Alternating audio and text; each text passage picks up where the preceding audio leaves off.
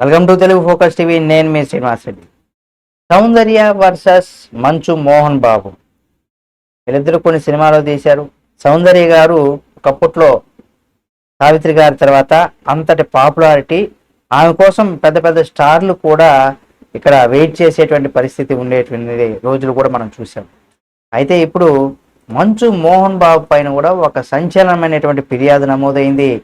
ఆ ఫిర్యాదుతో ఒక్కసారిగా ఇక్కడ టాలీవుడ్ ఇండస్ట్రీ కూడా షేక్ అయిందని చెప్పుకోవచ్చు. ముఖ్యంగా టాలీవుడ్ నటుడు మంచు మోహన్ బాబు కుటుంబంలో కొద్ది రోజులుగా తీవ్రమైనటువంటి గొడవలు జరుగుతున్న విషయం మనందరికీ తెలిసిందే.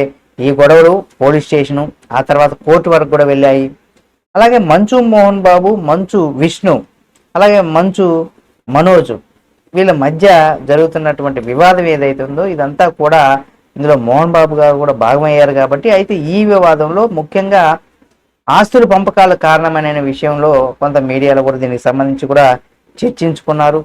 అయితే ఈ వివాదంలో ఇలా కొనసాగుతుండగానే ఇప్పుడు తాజాగా ఖమ్మం జిల్లాలో మోహన్ బాబు పైన ఒక విచిత్రమైనటువంటి కేసు అయితే నమోదైంది. ప్రముఖ నటి సౌందర్యది ప్రమాదవశాత్తు సంభవించినటువంటి మృతి కాదనేసి కూడా, అది పక్కా హత్యేనని కూడా, ఆ హత్యకు మోహన్ బాబే కారణం అంటూ కూడా ఒక వ్యక్తి జిల్లా కలెక్టర్కు అలాగే పోలీసులకు కూడా ఇక్కడ ఆయన ఫిర్యాదు చేయడం జరిగింది. ఖమ్మం జిల్లా యోధులాపురం గ్రామ పంచాయతీ పరిధిలో ఎదురుగట్ల చిట్టమల్ల ఖమ్మం అంటే చిట్టుమల్లు ఖమ్మం జిల్లా కలెక్టర్కి అలాగే ఏసీబీ కూడా ఫిర్యాదు చేశారు.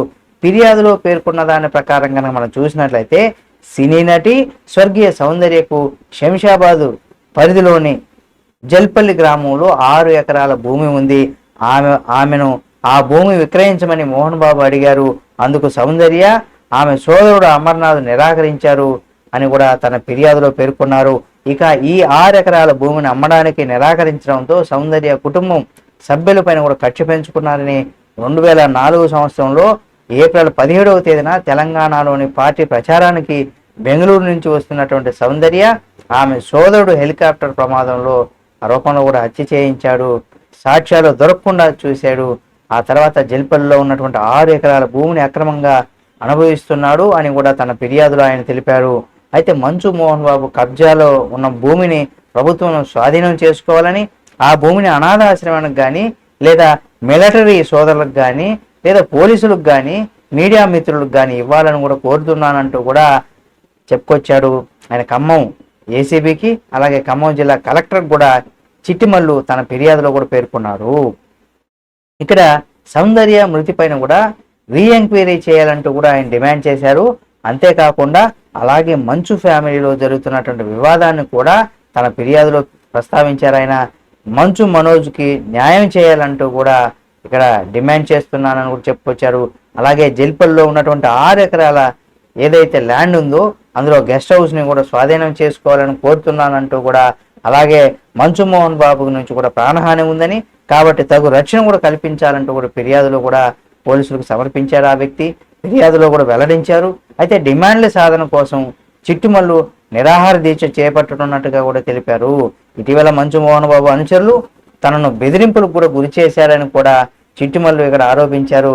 ఈ లేఖ సామాజిక మాధ్యమాల్లో బాగా వైరల్ అవుతుంది. అయితే ఈ ఫిర్యాదు అంటే జిల్లా కలెక్టర్కు ఏసీబీకి మోహన్ బాబు ఎలా స్పందిస్తారనేది కూడా ఇక్కడ చూడాల్సినటువంటి పరిస్థితి ఉంది. మరి చూద్దాం ఏం జరుగుతుంది ఏమనేది కూడా. అలాగే దీనికి సంబంధించి వాస్తవం ఉందా లేదా ఇతను ఎవరైనా పబ్లిసిటీ కోసం చేస్తున్నాడా, అసలు ఏంటి ఇందులో ఉన్నటువంటి పూర్తి సమాచారాన్ని కూడా త్వరగా పోలీసులు అలాగే కలెక్టర్లందరూ కూడా దీనికి సంబంధించి పూర్తి సమాచారాన్ని కూడా త్వరలో ప్రజల ముందుకి తీసుకురావాలని, దీన్ని నిగ్గు తేల్చాలని కూడా మనం కోరుకుందాం. ఈ వీడియో మీకు నచ్చితే లైక్ చేయండి. ఇలాంటి మరిన్ని వీడియోలను ఎప్పటికప్పుడు మీ ముందుకు తీసుకొస్తుంది మన తెలుగు ఫోకస్ టీవీ ఛానల్ కాబట్టి సబ్స్క్రైబ్ చేసుకొని పక్కనే ఉన్నటువంటి బెల్ బటన్ ఒకటి మాత్రం మర్చిపోకండి.